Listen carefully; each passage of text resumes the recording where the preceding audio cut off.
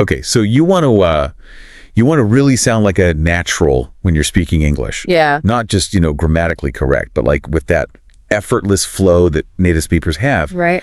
That's what we're diving deep into today. Absolutely. We're looking at shadowing to see if it lives up to the hype. Yeah.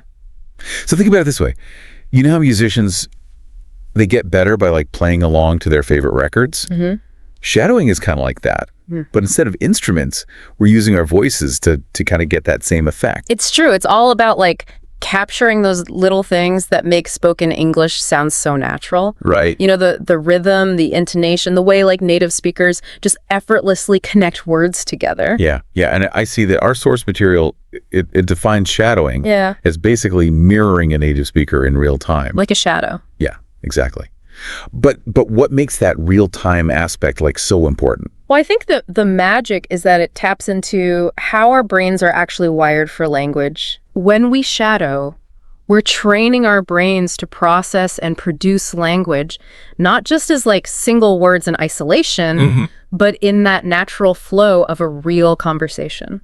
Interesting. So it's not just about memorizing, vocabulary lists or grammar rules then. Exactly. It's more about like training your ear and your mouth to work together. Right. Seamless, almost instinctively, Yeah. And I see that our sources say that this impacts like everything. Oh, yeah. It helps your pronunciation, your rhythm, even how well you can understand fast speech. So let's break those down a bit one by one. Okay. What about pronunciation? How does shadowing actually help with that? Well, think about it. When you're shadowing, you're basically forced to pay super close attention to like the physicality of making sounds. Okay. Where's your tongue? How are your lips moving? Our source material uses the example of the word water. Oh, yeah. How do you say that? The way a Brit says water is totally different from how I say water here in America. Exactly. And shadowing attunes you to those differences, and it helps your mouth learn to actually replicate them. So it's not just, oh, that's how it's supposed to sound. Right. You're actually training your mouth to do it. So instead of just thinking about it, you're actually doing it. If you're enjoying this podcast, don't forget to like the video. Share it with friends who might find it helpful. Make sure to subscribe and hit the bell icon so you don't miss our next video. Let us know in the comments what topic you'd like to hear. Does that mean that if I'm improving my pronunciation by shadowing, it also helps me understand different accents better? Absolutely. As your pronunciation improves, your ear also becomes more sensitive, even to accents you're not familiar with. Wow. It's like you're unlocking a secret code to understanding fast, natural speech. It's true. Because I've always struggled to keep up with native speakers, especially in casual settings. It's like everyone else is speaking a different language sometimes. Yeah, and that's a common experience. Our sources highlight how shadowing helps bridge that gap. Okay. Because it trains your ear to process those little shortcuts that native speakers use without even thinking. Right. For example, how often do we actually say going to? We usually say gonna. Oh, that's true. We use those little contractions all the time. I never realized that might be something that would trip up someone learning English. Exactly. Shadowing helps your brain pick up on those nuances. So instead of getting stuck on every single word, you follow the flow of the whole conversation. Okay, so shadowing can help us understand fast speech better. Yeah. But what about like sounding more natural ourselves when we speak? Right. That's where intonation and rhythm come in, right? Exactly. Those always seem kind of vague to me. I never really understood like what's the difference? What should I be paying attention to? Yeah, well, they're super important for natural sounding speech. Intonation is basically the rise and fall of your voice like a melody in a song. Okay. And rhythm is the timing and pacing of your words. Think about like reading song lyrics off a page versus like actually singing them. Oh, I see.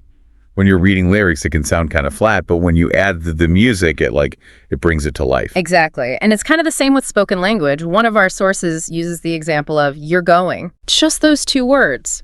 But depending on your intonation, it takes on a whole different meaning. Say it in a flat tone, it's just a simple question. Yeah.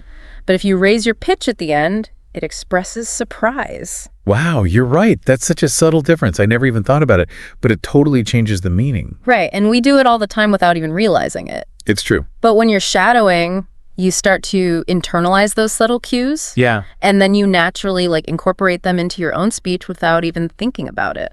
That's cool. It makes me think about how sometimes when I hear non-native speakers, even if their grammar is perfect, they still sound a little like robotic. Yeah. Like they're overthinking every single word. Exactly. And that might be because they're missing those unconscious elements of intonation and rhythm that native speakers have. Interesting. So shadowing helps to bridge that gap. It helps you communicate more naturally and spontaneously without overthinking it.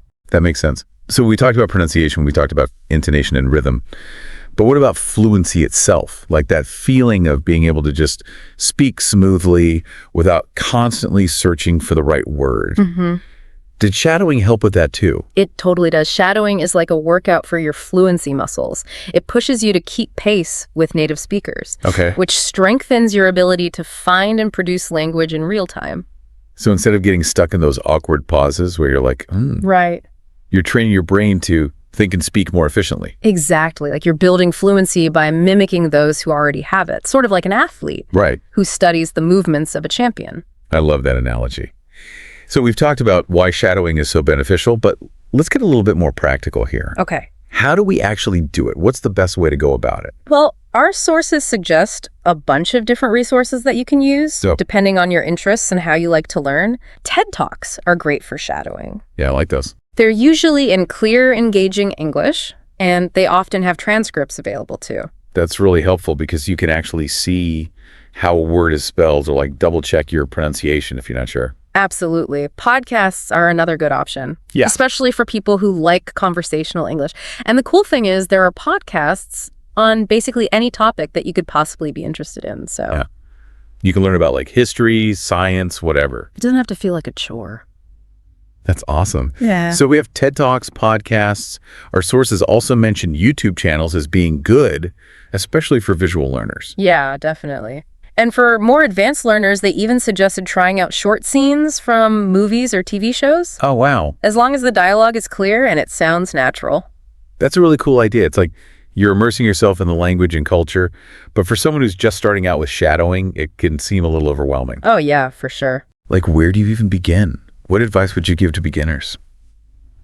Yeah, it does seem like if you jump right into like a full movie scene, that would be a lot. Yeah, it would be like trying to sprint before you can even walk, right? Exactly. So what do we do? How do we start? Start small. Don't try to shadow like a whole TED Talk right off the bat. Maybe just pick a 2-minute clip from a podcast about something you really like. Okay. The important thing is to avoid that overwhelmed feeling, especially when you're just starting out. Yeah, don't go too hard too fast. Exactly. So it's like manageable chunks, quality over quantity kind of thing. Exactly. And don't be afraid to hit pause, rewind, repeat sections as many times as you need. This isn't about like speed running through the material. It's about really building those connections in your brain that help you speak English naturally. Right. It's like practicing an instrument. You wouldn't expect to play like a whole concerto perfectly the first time you picked up the instrument. Exactly. And at the beginning, try not to get too hung up on every single word. Like if you miss one, it's fine.